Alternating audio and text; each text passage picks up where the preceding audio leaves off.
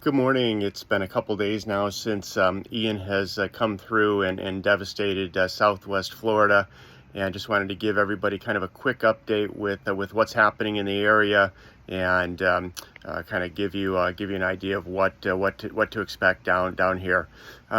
Certainly, I don't think anybody had anticipated the strength of this storm. It was 155 mile an hour winds. Category 5 is 157 miles an hour, so nearly a Category 5, almost a direct hit. I think the first place it hit was Costa. Certainly Pine Island, Sanibel, Fort Myers Beach were just completely devastated, and Cape Coral has its share of devastation as well. The causeway to Sanibel was washed out in several places, so Sanibel is essentially, again, an island. Nobody can get on and off without a boat. Pine Island has the same issue. The road to Pine Island coming through Matlacha is nearly gone. Burt's, one of the popular restaurants there, Hooked Island Grill. These places have, Burt's is essentially gone.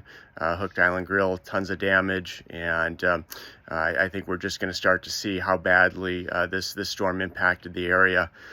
This morning, or last night, I heard that 75 was closed down in both directions due to not necessarily Ian, but from the rainfall amounts that Ian had dropped.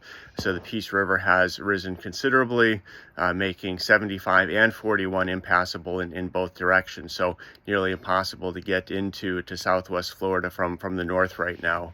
The storm surge was unprecedented. The pictures from Fort Myers Beach are just unbelievable.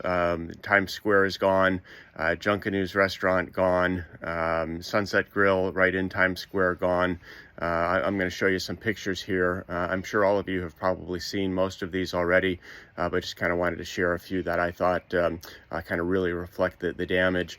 Our office in Cape Coral is fine. Our office in Fort Myers Beach was in Santini Plaza, and that's essentially gone.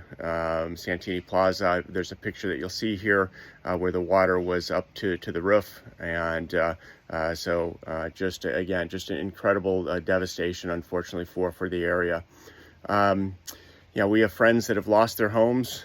We've got friends that have lost cars along with their homes, and so more and more of these stories are going to be coming out. There's stories of people that got caught up in their attics on these barrier islands, and a search and rescue has been out now. Coast Guard helicopters trying to get people out of these areas.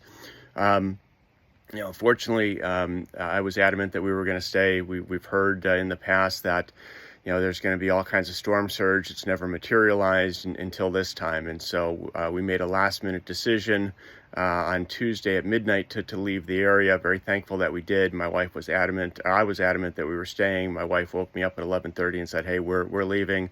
Very thankful that we did. So here's a few pics from the area over the last couple of days that I wanted to share with you.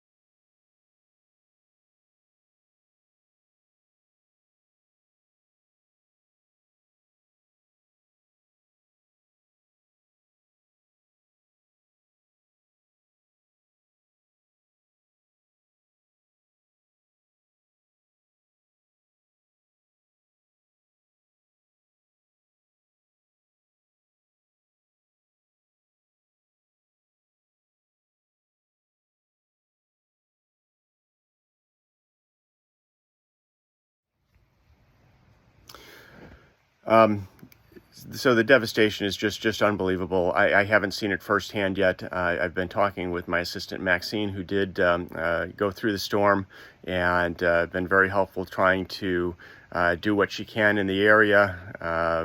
Cape Coral, we have no electricity, no water. and no gas. So apparently the gas stations do have gas, but we don't have electricity to be able to pump it. So the lines for gas stations are just miles and miles long right now. Cell phone coverage is limited. Apparently the cell phone towers are down. They're trying to put temporary ones up right now too, to try to make communication a little bit better. So Charlie, who's been a longtime friend and helped us manage properties way back, talked to him this morning and reiterated kind of what Maxine had said. Cell phone coverage is spotty, and can't get gas, and no water. So I appreciate everything that Charlie's done with the people that he's helping for us as well. We had planned on returning to the area today, with 75 and 41 being closed. We're going to delay that another day or so, until we think we can safely make it back into the area. And then over the next couple of weeks here, once we're back in town, all we're planning on doing is trying to help anybody that needs assistance. So if you get this and you or somebody that you know needs some help in some way, please let us know, and we'll see what we can do to help out. Again, for those of you that made it through the storm, hopefully better days are ahead shortly. Homes can be rebuilt, and it's going to take time. This area is going to be in a rebuilding phase for a long time. I obviously didn't go through Charlie. We came in after that, but it looks like Devastation may be equivalent or possibly even worse than that. So I hope you and your families are safe. This is like I said, just a kind of an update of what I've heard, and wanted to pass along to you. And as soon as we get back into Southwest Florida, we'll do another update. Talk with you soon.